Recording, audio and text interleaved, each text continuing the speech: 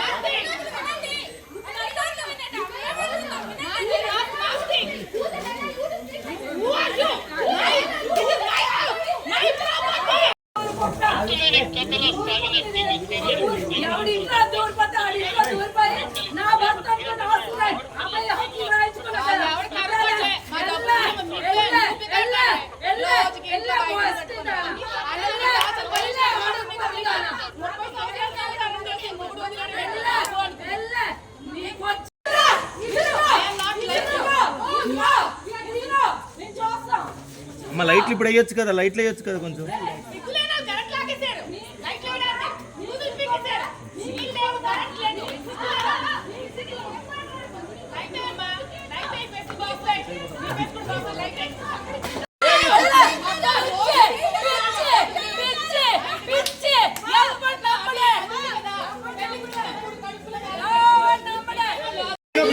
నా దగ్గర ఉంటుంది, లైఫ్ లాంగ్ ఉంటుంది అన్నారు కదా.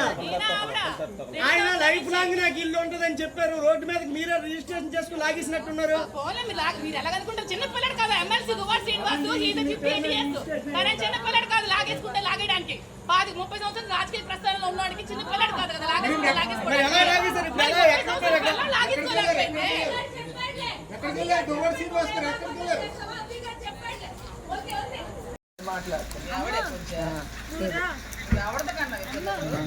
అన్నా ఒకటి ఇప్పుడు ఆవిడతో కన్నాను అమ్మా యోగి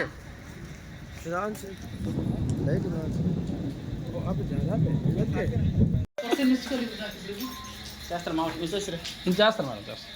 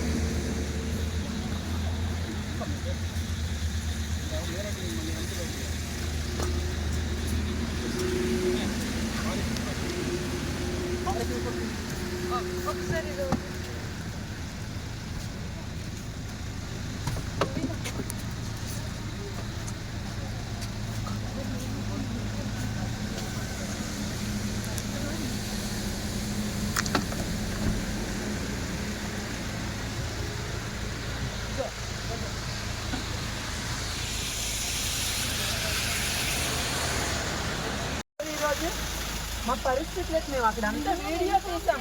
మీరు వెళ్ళిపోయి ఇప్పుడు కార్లో కూర్చొని వచ్చేయడం కాదు, ఇదంతా వీడియో మేము తీసాం.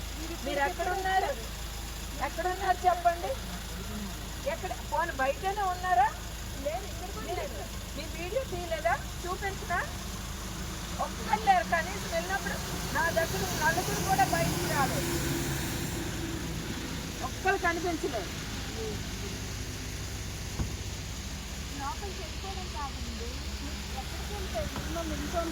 ఇప్పుడు మీ కారేనా అక్కడ ఉండేది? ముందేనా అక్కడ ఉండేది?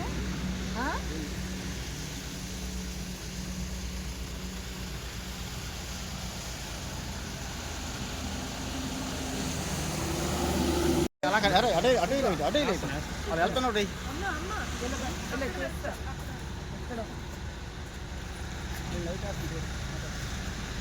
మమ్మీ మాట్లాడుతుంది. అడ్రస్ చేసింది బ్యాక్ బిల్డింగ్ కనమన్నారు.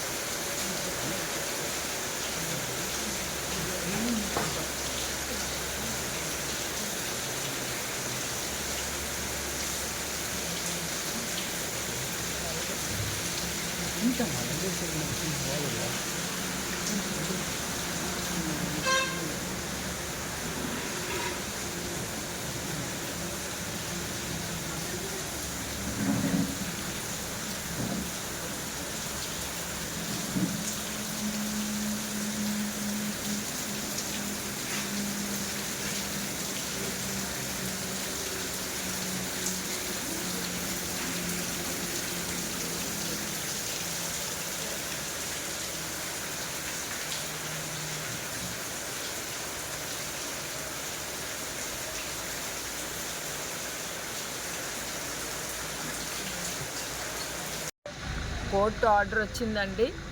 5వ తేదీన జడ్జిమెంట్ వచ్చింది, 6వ తేదీన ఆర్డర్ వచ్చింది. ఆర్డర్ వచ్చింది నుండి మేము నేటికి 28 రోజులు ఇంట్లో ఉంటున్నాము. మాకు లోపలికి రానివ్వకన్నా బయట పెట్టారు. ఇప్పుడు ఆర్డర్ స్టేషన్లో సబ్మిట్ చేసాం. నిన్న సబ్మిట్ చేసి నేను సపోర్ట్ అడిగాం పోలీసులకి. కనీసం పోలీసులు సపోర్ట్ ఇవ్వలేదు సరి కదా. నైట్ కూడా ఒక హోమ్ గార్డ్ కానీ ఒక కానిస్టేబుల్ కూడా లేకన్నా వెళ్ళిపోయి రిటర్న్ మేము ఇక్కడే ఉన్నాము అని అబద్ధాలు చెప్పారు.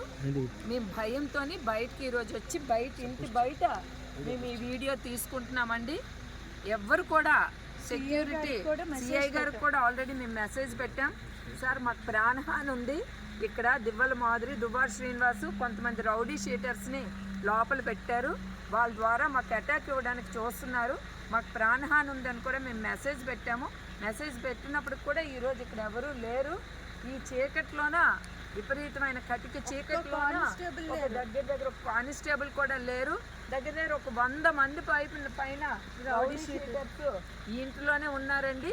ఇక్కడ మాకు ఆర్డర్స్ వచ్చినప్పటికీ ఎట్లాంటి ప్రొటెక్షన్ ఇవ్వకన్నా ఎవరు కూడా లేకుండా అలౌ చేయకుండా పోలీసులు కూడా సపోర్ట్ ఇవ్వకన్నా వాళ్ళకే సపోర్ట్ ఇవ్వడం జరిగిందండి. ఈ దయనీయమైన పరిస్థితి కూడా అందరూ కూడా గమనించాలనేది నేను కోరుకుంటున్నానండి. చాలా ఇది ఎంత నోటోరియస్గా వ్యవహరిస్తున్నారంటే ఈ వీడియో చూస్తే తెలుస్తుందండి. ఈ బిల్డింగు, ఇక్కడ పరిస్థితులు, ఇక్కడ మనుషులు చూడండి, దీని మీద ఆ మనుషులు, ఆ రౌడీ షీటర్స్ ఎలాగున్నారు. అందరు కూడా ఎవరు లేని పోలీస్ స్టేబుల్ కానిస్టేబుల్ లేని వీడియో కూడా తీసామండి. వీడియో తీసామండి.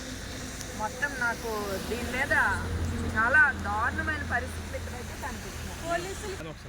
ఆల్రెడీ పోలీసులకు మేము అడిగితే జస్ట్ కార్లో మేము కూర్చున్నామని చెప్పి ఇక్కడికి వచ్చారు. మళ్ళీ ఇప్పుడు కూడా వాళ్ళు వెళ్ళిపోయారు. ఆల్రెడీ అందరూ చెప్పకుండా వెళ్ళిపోయిన తర్వాత ఇప్పుడు మళ్ళీ వచ్చి మేము అడిగినప్పటికీ మళ్ళీ వెళ్ళిపోయారండి. 1 సెకండ్ ఉన్నారు అంటే 1 మినిట్. కర్రలు రాడ్లు పట్టుకొని ఆ ఇంట్లోన ఉన్నారు. వాళ్ళకి బయటికి తీయండి అని మేము తెల్లవారి నుండి ఆ రౌడీ షీటర్స్ అందరిని కూడా బయటికి తీయండి అని మేము చెప్తున్నప్పుడు కూడా ఎవరు కూడా పట్టించుకోకన్నా అందరూ కూడా చాలా దారుణమైన పరిస్థితుల్లో వాతావరణం ఉందండి. కొద్ది దగ్గరుండి వీడియో తీసి అక్కడ వాతావరణం మొత్తం కటికి చీకటి, టోటల్ ఎవ్వరు లేరు. అక్కడ ఓన్లీ ఆ రౌడీ షీటర్సే ఉన్నారు. ఆ మేడ మీద ఆ తలలు కనిపిస్తున్నాయి చూడండి. ఆ తల షీటర్స్ మాధవి రౌడీ షీటర్స్ ఆ దివ్వల మాదిరి ఎంటర్ అయితే మా వస్తువులు, మా డాక్యుమెంట్స్, మా గోల్డ్, మా వెండి సామాన్లు మొత్తం కూడా ఆవిడ ఆక్యుపై చేసి ఆ ఇంట్లో ఈ రోజు ఉంటే కర్రలు, రాడ్లు, రౌడీ షీటర్స్ పట్టుకొని ఉందండి. మీరు చూడండి ఆ ఇష్యూ, దయచేసి ఆ వీడియోస్ అంతా తీయండి.